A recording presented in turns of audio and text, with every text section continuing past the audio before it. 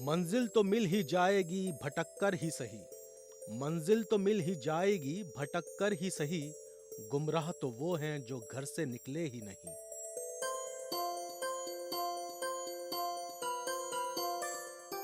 मैं हूं सैयद जावेद नईम। दोस्तों, जब मेरे और आपके कदम बढ़ेंगे एक साथ तवाफ़े जहां के लिए, तो मुझे यकीन है कि आपके जहन में हिंदुस्तान की तस्वीर का जो नक्श है वो पूरी तरह बदल जाएगा।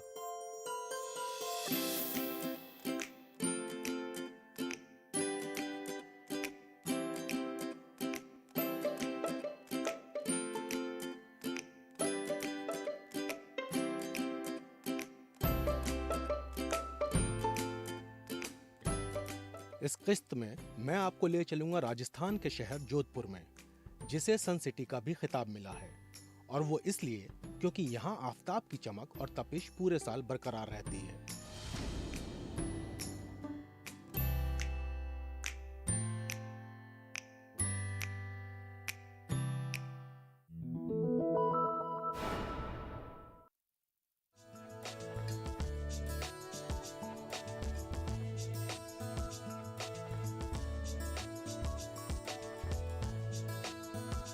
जयपुर के बाद राजस्थान का दूसरा सबसे बड़ा शहर है जोधपुर। राजस्थान की विरासती तहजीब, रिवायती खानपान, पहनावा और रेगिस्तान की वजह से सैरो सयाहत के लिए एक अहम जगह मानी जाती है। मुख्तलिफ किलों और मंदिरों का रिहाइश, राजपुताना हुकूमत की शान व शौकत और बहादुरी की अजीम दास्तान जोधपुर।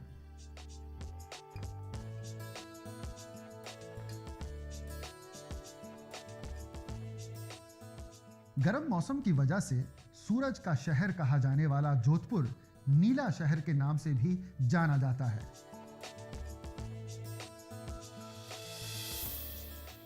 नाज़रीन, मेरे पीछे है राजजोधा की मूर्ति, यहाँ के पहले राजा की, जिनके नाम की वजह से इस शहर का नाम जोधपुर पड़ा।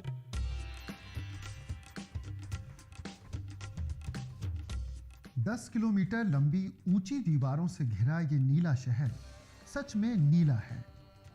रिवायत है कि पुराने दौर में नीले घर ब्राह्मणों के रिहाइश का मजहर थे। इस रिवायत को बाद में गैर ब्राह्मणों ने भी अपना लिया। ऐसा यकीन किया जाता था कि नीले घरों का ये जादुई रंग कीट पतंगों को दूर रखता है। रंग बिरंगे रिवायती पहनावे, खुशनुमा मिजाज और जोधपुर की आवाम की तर्ज जिंदगी अपनी ओर खींचने वाली है।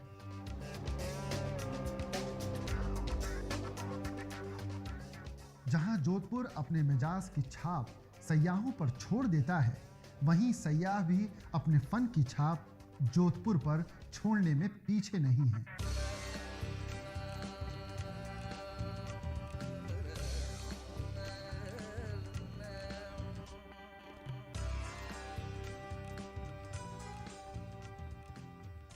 बारिश के पानी को नहर के रास्ते आवाम तक पहुंचाने के लिए जोधपुर में 5 टैंकों की तामीर कराई गई थी।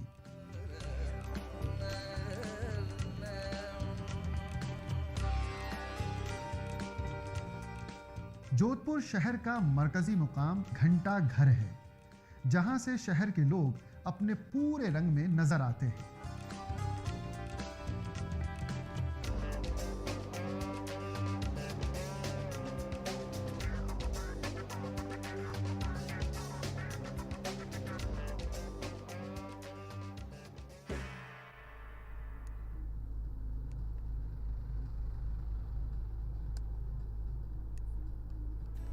इसमें कोई शक नहीं है कि जोधपुर आने वाले सयाह खास तौर पर मेहरानगढ़ किले को देखने आते हैं।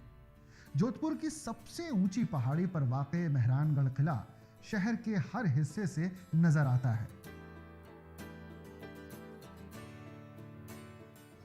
जनाब, ये मेहरानगढ़ फोर्ट का रास्ता किधर से होगा? मेहरानगढ़ किले का रास्ता सीधा जाना है, बिल्कुल सीधा। चलिए साहब, बिल्कुल सीधा चलिए।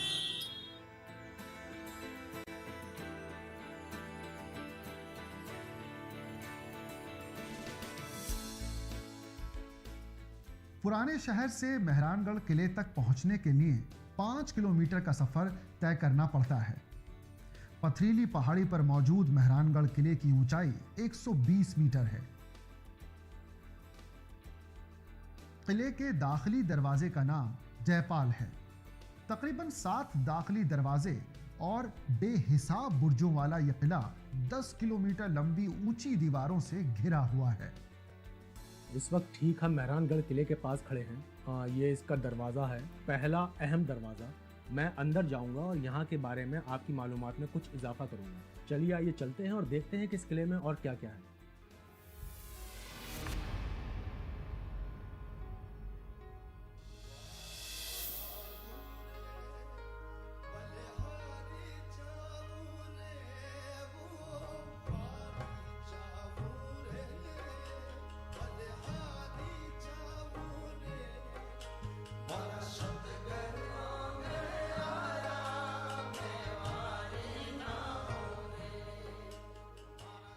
यहाँ पर आप देख सकते हैं कि एक किनारे से दूसरे किनारे तक सिर्फ तोपे ही तोपे हैं। ये इतनी बड़ी बड़ी हैं कि इन्हें देख के ही अंदाज़ा हो जाता है कि उस ज़माने में कितनी ख़तरनाक जंगें हुआ करती होंगी।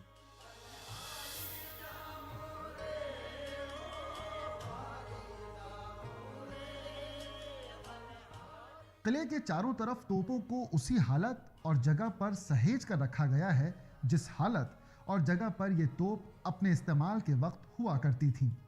ये तोप 18वीं सदी के आसपास इस्तेमाल में लाई जाती थी।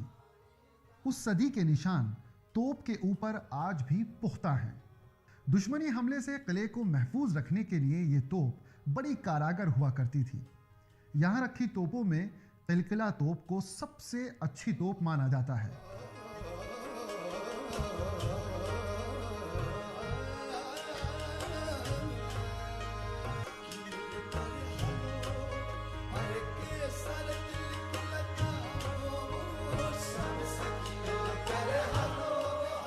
तोप के गोलों के दाग और जलने के निशान किले के ऊपर जगह जगह आज भी मौजूद हैं।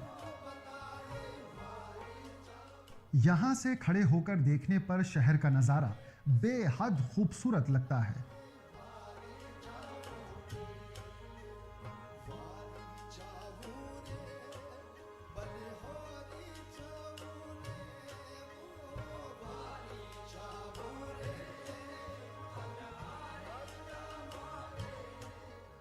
यहां से जोधपुर के मौजूदा राजा गज सिंह का महल भी देखा जा सकता है।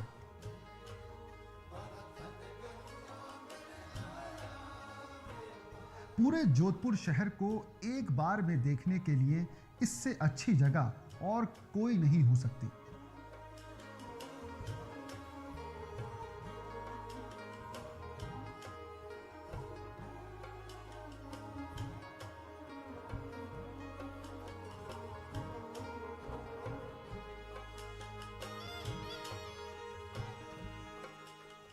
जैसे जैसे आप किले के अंदर आगे बढ़ते जाते हैं, राजशाही शान शौकत और उनकी तर्ज ज़िंदगी का एक एक किस्सा खुद ब खुद बयान होने लगता है। किले के अंदर कई शानदार महल, हैरत अंगेज कर देने वाले नक्काशीदार दरवाजे, जालीदार खिड़कियां राजपुताना आर्किटेक्चर का नायाब नमूना है।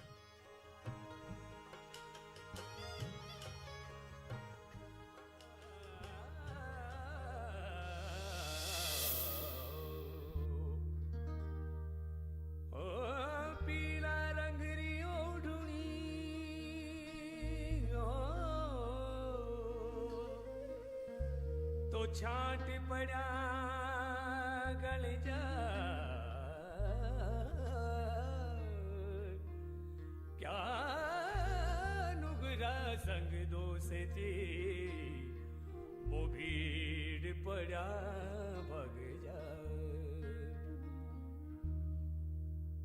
जद जद देखा बनारी लाल पीली आँखियाँ, जद जद देखा बनारी लाल पीली आँखियाँ, कोनी डरा सा भला ये काटो बकिया, कोनी डरा सा भला ये काटो बकिया।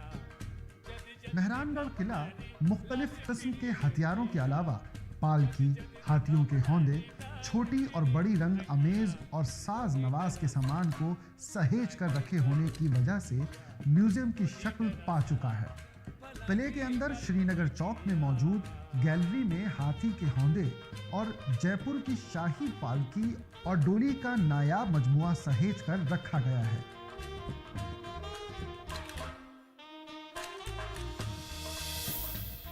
अब मैं आपको ले जा रहा हूँ उस जगह जहाँ पर राजा अपने सिपह सलार और मंत्रियों के साथ बैठ के बातें किया करते थे। बहुत ही खूबसूरत जगह है वो। आइए मैं आपको दिखाता हूँ।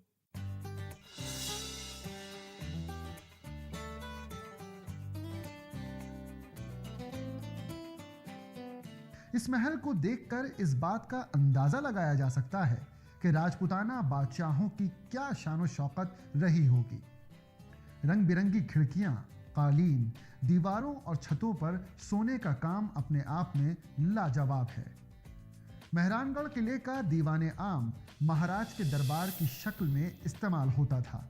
दीवाने आम में हर दिन महाराज का दरबार लगता था, जहां बड़ी तादाद में अवाम अपनी फरियाद लेकर आया करती थी।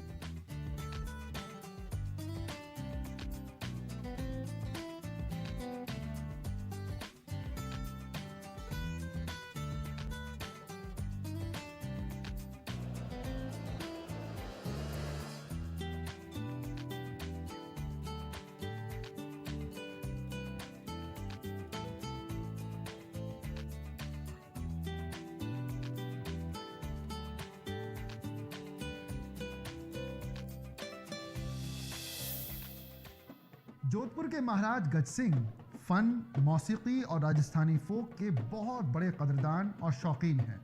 महाराज गज सिंह वक्तन फवक्तन राजस्थान और दुनिया भर के फनकारों को अपना फन पेश करने की दावत देते रहते हैं।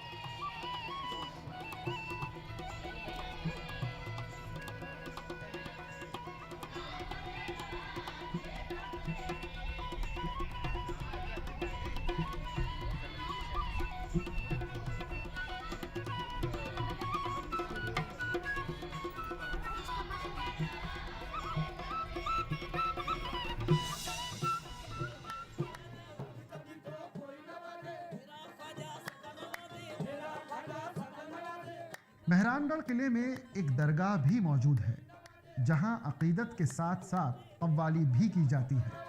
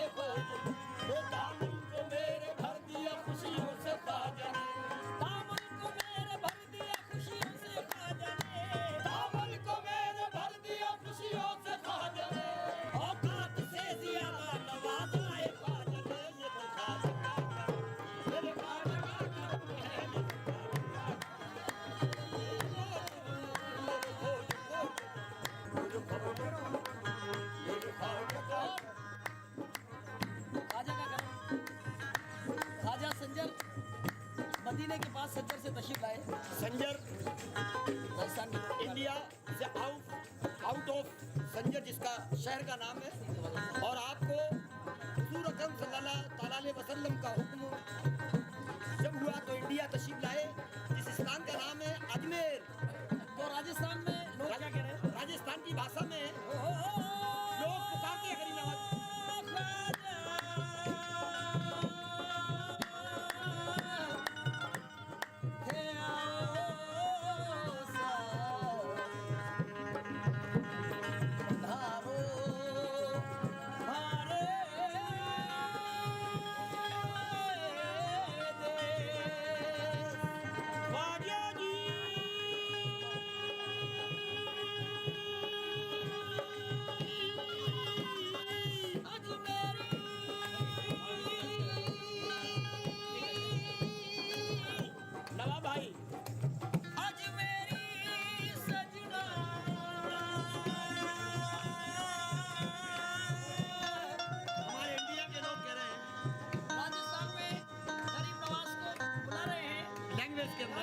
सीने से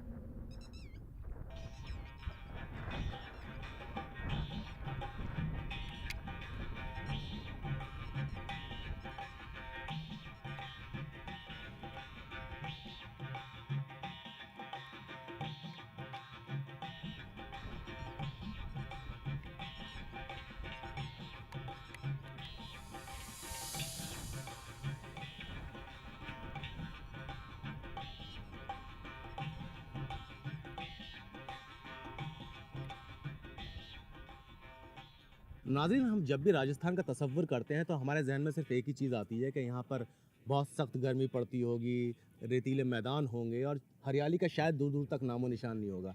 लेकिन आप मेरे आसपास और काफ़ी दूर तक देख सकते हैं कि काफ़ी हरियाली है, चरिंद परिंद भी हैं और बहुत खुशनुमा माहौल है। हालांकि गर्मी है यहाँ पर, मैं इस बात से इनकार नहीं कर रहा हूँ, गर्मी है और थोड़ी सख्त भी है।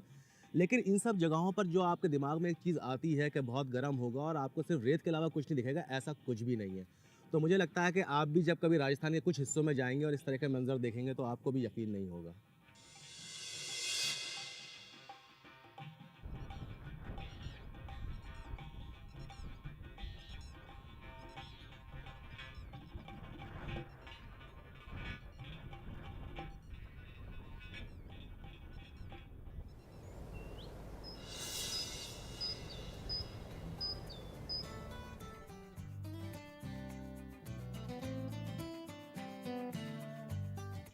मेहरानगढ़ से 1 किलोमीटर दूर जनूबी मशरक़ी सिमत की जानिब बना जसवंत थाड़ा की तामीर सन 1899 ईस्वी में महाराज जसवंत सिंह दोयम और उनके सिपाहियों की याद में की गई है।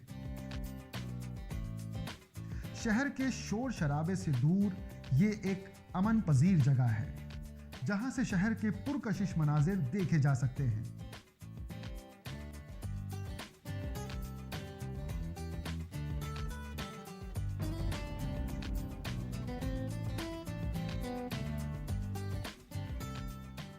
इस इमारत को करीले से तराशे हुए हल्के पीले संगमरमर के पत्थरों से बनाया गया है। पत्थर बेहद महीन और पतले होने के साथ साथ इस कदर पॉलिश किए गए हैं कि सूरज की रोशनी जब फर्श पर पड़ती है तो एक सुनहरी चमक फैल जाती है, जिससे जसवंत थाड़ा बेहद खूबसूरत नजर आता है। जसवंत थाड़ा का इस्तेमाल राजपूत बादशाहों के आखिरी रिवायती रस्मों को पूरा करने के लिए किया जाता है। जसवंत थाड़ा की इमारत मैदानों में वाक़े खूबसूरत बागीचे और छोटी सी झील की वजह से भी खास है। जसवंत थाड़ा की दूसरी अहम और दिलचस्प बात जोधपुर के 13वीं सदी के हुक्मरानों की तस्वीरें हैं।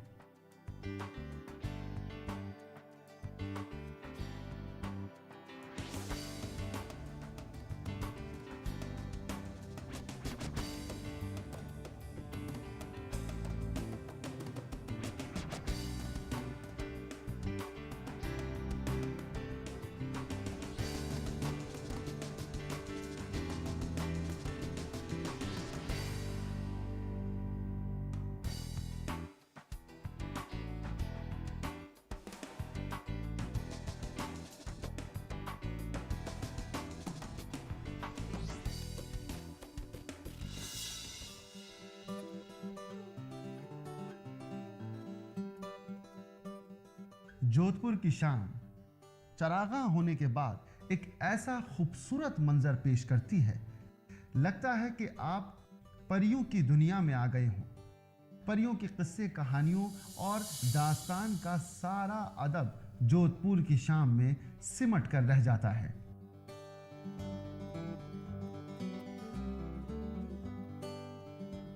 जोधपुर का जादुई मिजाज शाम के वक्त और भी ज्यादा पुख्ता हो जाता है।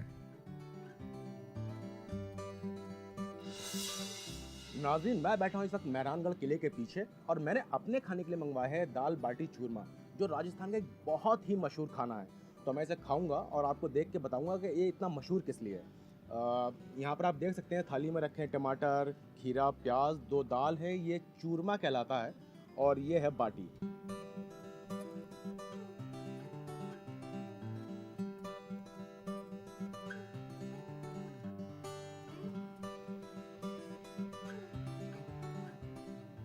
इसका जायका मैं आपको लफ्ज़ों में तो बयान नहीं कर सकता, लेकिन एक बात पुख्ता तौर पे कह सकता हूँ कि ये अपने जायके की वजह से ही मशहूर है। ये बनता है आटे से, सूजी से और जिसमें जौ मिलाया जाता है और नमक मिलाया जाता है। ये तूर दाल है और इस चूरमे के लिए भी यही चीज़ें इस्तेमाल होती हैं जो इस बाटी को बनाने के लिए इस्तेमाल होती हैं। बस इसमें आखिर में शक्कर मिला दी जाती है, तो एक तरीके से ये आपका मीठा हो जाता है खाना खाने के बाद। और जब तक मैं इसका जायका लेता हूँ, आप अपना छोटा सा काम जो भी आपको करना है वो कर लीजिए और ज़रूर मेरे पास दोबारा आइए, क्योंकि मैं आपको राजस्थान की और भी खुसूसियात दिखाने वाला हूँ और बताने वाला हूँ।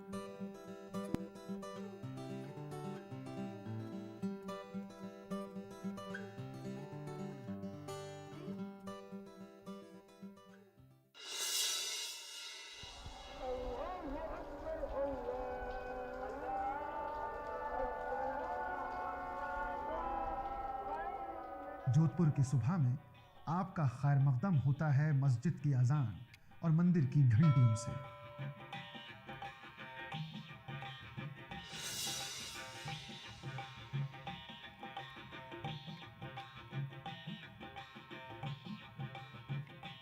जोधपुर के बाजारों की रौनक सुबह के वक्त और ज्यादा निखर कर सामने आती है। जोधपुर में इलाकाई लोगों की सुबह होती है चाय से।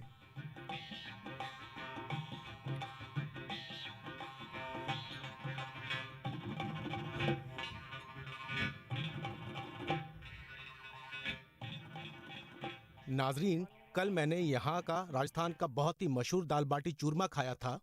आज मैं यहाँ पर मक्खन या लस्सी पीने वाला हूँ और मुझे उम्मीद है कि उसका जायका भी उतना ही अच्छा होगा जितना दाल बाटी चूरमा का था। लस्सी आ चुकी है। आप लोग सोच रहे होंगे कि इसमें लस्सी में चम्मच का क्या काम है, तो मैं बता दूं कि चम्मच इसलिए कि इसमें बहुत सारी मलाई पड़ी हुई है। तो मैं मलाई से ही शुरुआत करूंगा। मुझे मालूम है आप लोगों को थोड़ी जलन महसूस हो रही होगी कि मैं इस जगह बैठ जाता हूं तो दाल बाटी चूरमा खाने लगता हूं, उस जगह बैठ जाता हूं तो लस्सी पीने लगता हूं। लेकिन यकीन जानिए कि जब आप इस शहर में आएंगे तो आपको देख के भी लोगों को उतनी ही जलन होगी जितनी आपको मुझे देखकर हो रही है।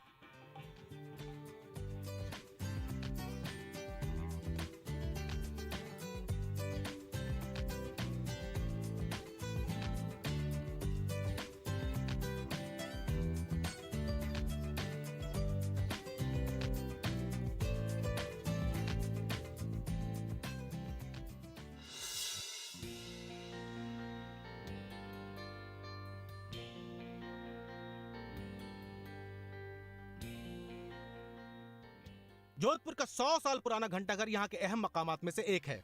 यहाँ से पुराने शहर के लिए कई गलियां निकलती हैं जहाँ आपको मिल जाएंगी चांदी से बनी चीजें, हाथ कारीगरी के सामान और मिठाइयाँ। मैं आपको इस बाजार की रौनक दिखाता हूँ और देखते हैं कि यहाँ पर हम कुछ खरीदारी कर सकते हैं या नहीं। तो आइए नाजरीन, मेरे साथ चलते हैं इस बाजार में। बाजार की ज्यादातर दुकानें उम्दा और लाजवाब सामानों की खरीदो फरोख्त करती हैं।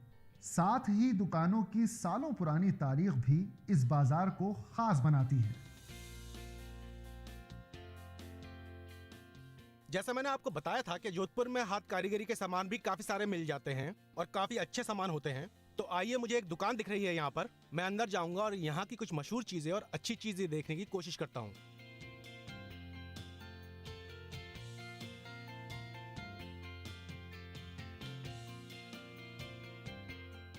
जैसा मैंने आपसे कहा था कि यहाँ चांदी से बनी हुई चीजें भी काफी मशहूर हैं। आप देख सकते हैं कि ये चांदी, ऊपर का इसका पूरा काम जो है वो चांदी से हुआ है और अंदर ये बहुत ही खूबसूरत सी नजर आ रही है। इसका आप अगर ये पकड़ने वाला जिसे मुठ बोलते हैं उसे देखेंगे तो ये काफी अच्छा और खूबसूरत लग रहा है। जोधपुर अपनी दस्तकारी और बारादोजी के लिए भी अहम है। इसके अलावा अंग्रेजी का काम, ब्लॉक प्रिंटिंग और पैचवर्क भी जोधपुर में बड़े पैमाने पर होता है। जिसे चिप्पा फिरके के लोग करते हैं। ये दस्तकारी मुल्की और गैर मुल्की सयाहों को बेहद पसंद आती है।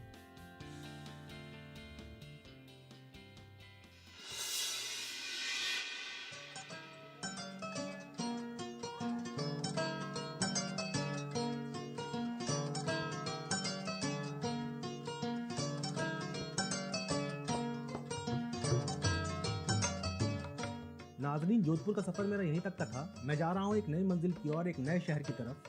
तब तक के लिए अल्लाह हाफ़िज़। आंखों में महफूज रखना सितारों को, अब दूर तलक सिर्फ रात होगी। मुसाफिर तुम भी हो, मुसाफिर हम भी हैं, किसी न किसी मोड़ पर फिर मुलाकात होगी।